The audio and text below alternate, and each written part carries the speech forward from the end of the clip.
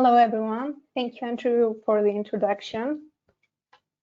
So my name is Maria Englezou, and I'm a PhD candidate at the Department of Architecture at the University of Cyprus. My research focuses on daylight performance in healthcare facilities and how this could affect the physiology and psychology of patients. During the 19th century, hospitals were designed based on the typical Nightingale ward, and this type of ward plan was usually characterized by a large linear open space with windows on either side and usually contained between 24 and 30 beds.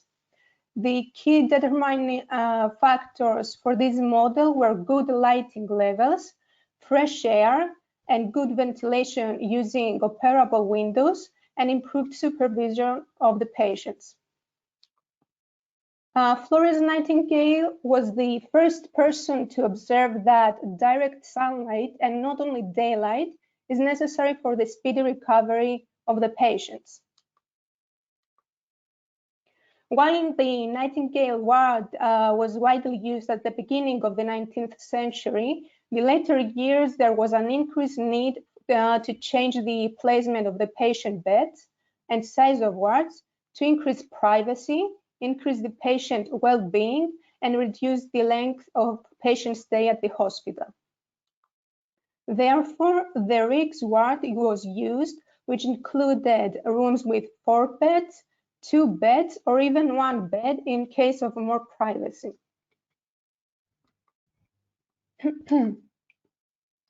During the last 2 decades, there was an increased interest in the field of lighting and specifically how daylight can affect the human physiology and psychology. 3 main pillars are identified. The first one includes the physiological aspect of light, which are basically made by photobiologists, chronobiologists, and neuroscientists. The second one study the psychological aspect of lighting based on behavioral, cognitive, and environmental psychology. And the third pillar focuses on the spatial configuration, including architecture and lighting design. The existing research investigated the human circadian rhythm and how light relates to changes in hormones, the sleep-wake cycle, the metabolic functions, and more. Other research fields study the cognitive performance of people in educational or office buildings and basically the effects on productivity, alertness, and attention.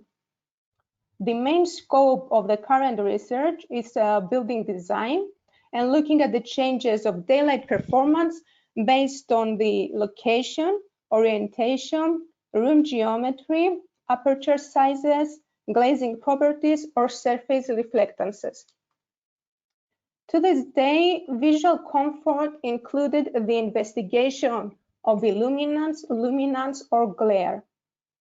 The last few years, with the publication of the new CIBSE standard, it is possible to study the non-visual effects of lighting based on light intensity, spectrum, timing, duration, and the photic history. The first part of the research was to study the natural lighting behavior with real measurements in a test room using a spectrometer.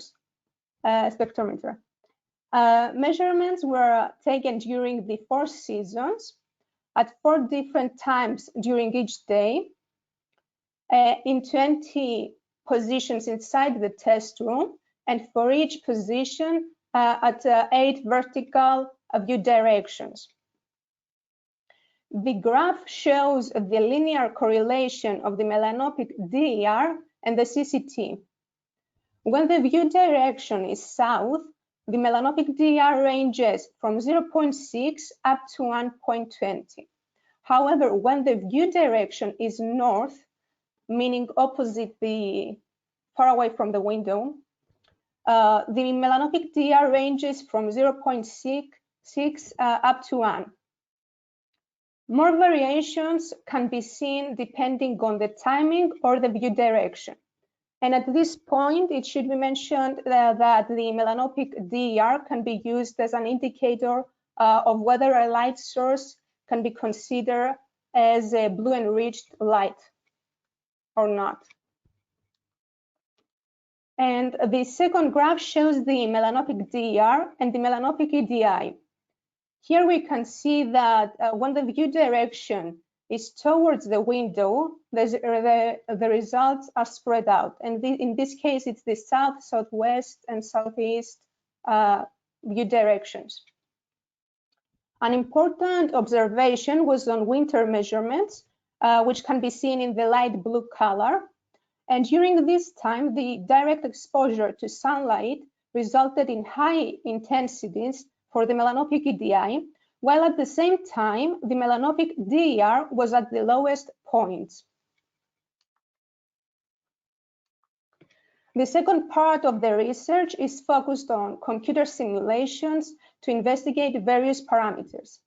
When designing healthcare facilities, emphasis should be given on the overall comfort of patients, since their accommodation in hospitals can be psychologically and physiologically stressful and painful. Computer simulations are divided in two sections. The first section is on visual comfort by achieving sufficient lighting levels and at the same time reducing glare probability.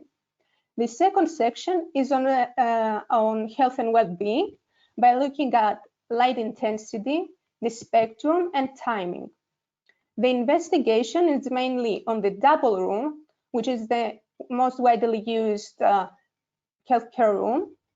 Other parameters under study are the window sizes, and here we can see 6 different window mainly 3 different window sizes, and the window placement, which we can see that the W2, W3, and 4 or 5 have the same window to wall ratio, but with different placement on the external facade. And moreover, we investigate the glazing types with different visible transmittances ranging from 0.21 up to 0.75. This graph shows the category for the useful daylight illuminance for acceptable levels, meaning that from 300 up to 3000 lux, and for all the parameters under study. For this UDI category, the north, northeast, and northwest orientations have better results than the rest orientations. The south, southwest, and southeast orientations show more variation between the 4 categories of UDI, since direct exposure to sunlight would result in higher light intensities. The second graph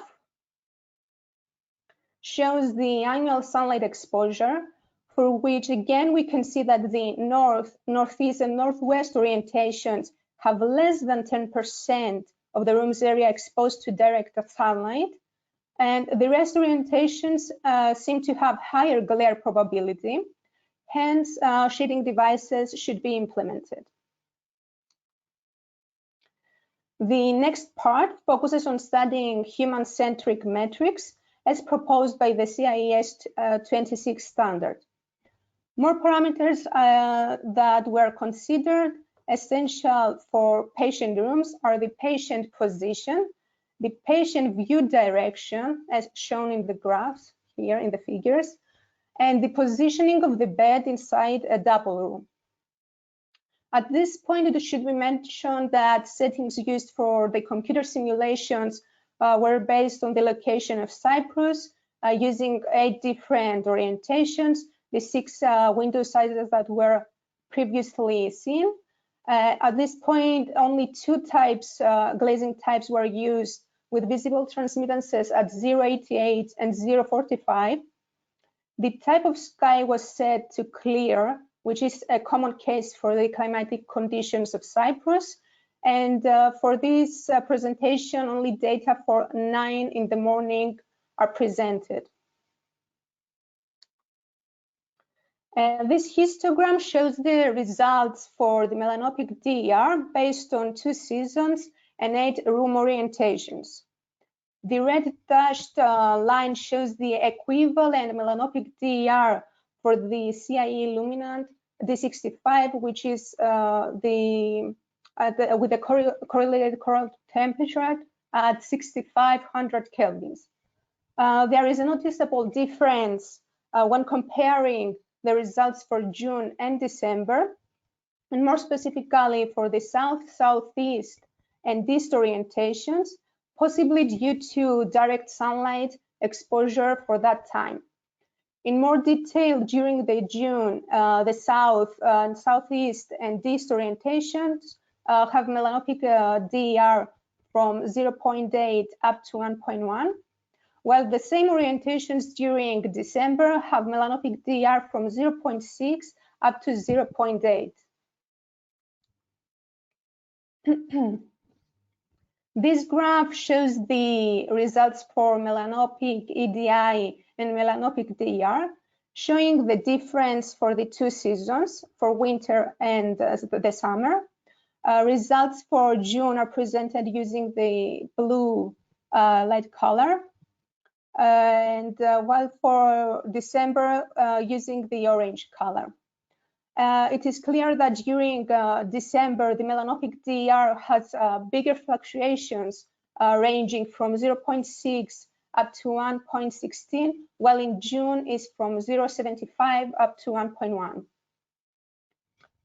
When comparing the same results based on room orientations, we can see that the two main clusters are created based on whether at the specific moment there is a higher light intensity with direct sunlight exposure or not.